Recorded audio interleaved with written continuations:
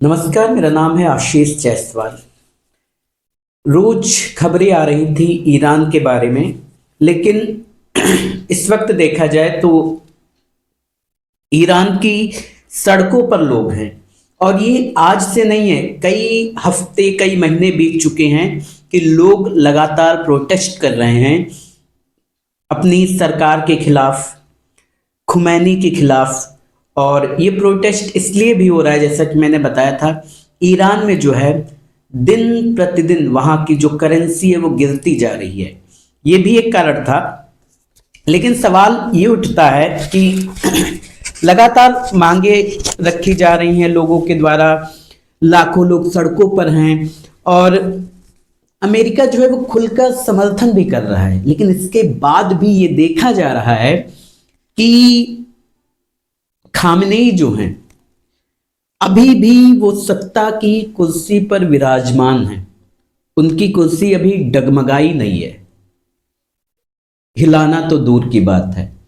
तो सवाल ये उठता है कि क्या अमेरिका जो है वो वेनेजुएला की तरह कुछ बड़ा करेगा, या ये है कि जो ईरान है वो इतना कमजोर नहीं है कि वेनेजुएला की तरह तुम वहां के टॉप लीडर को जो है वो उठा लो। तो यही कुछ चीजें हैं।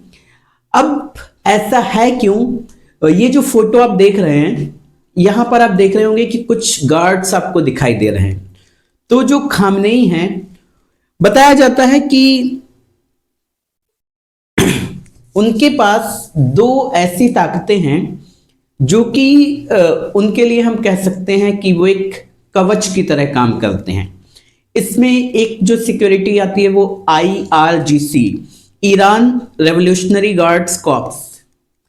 ये जो हैं ये सुप्रीम लीडर के आदेश पर ही काम करते हैं और उनके जो सबसे भरोसेमंद लोग हैं उनमें से ये एक हैं। इनकी संख्या बताई जा रही है कि लगभग जो है 1 से 1.5 लाख इनकी संख्या है।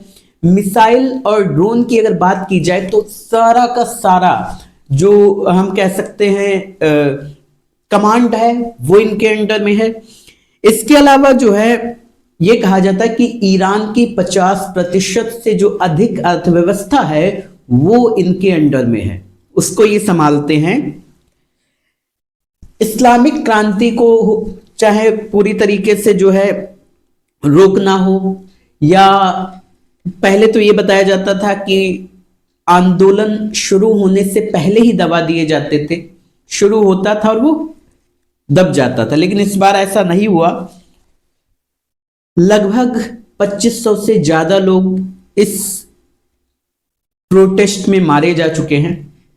इसके अलावा अगर दूसरी बात करें तो बासिज फोर्स एक ऐसी फोर्स है जो हम ये कह सकते हैं कि जो खामनेई हैं उनको बहुत ही मदद करती है, IRGC को बहुत मदद करती है। उसके पीछे कारण ये है कि बासिज फोर्स की अगर बात की जाए तो ये ऐसी ऐसी जगहों पर होती है जिससे तुम छोटी छोटी इंफॉर्मेशन ले सकते हो, लोग बातें क्या कर रहे हैं। जैसे एक हिसाब से देखा जाएगा, CCTV कैमरे लगा दिए जाएं तो आप इतना जानकारी ठीक तरीके से नहीं भी ले सकते हो।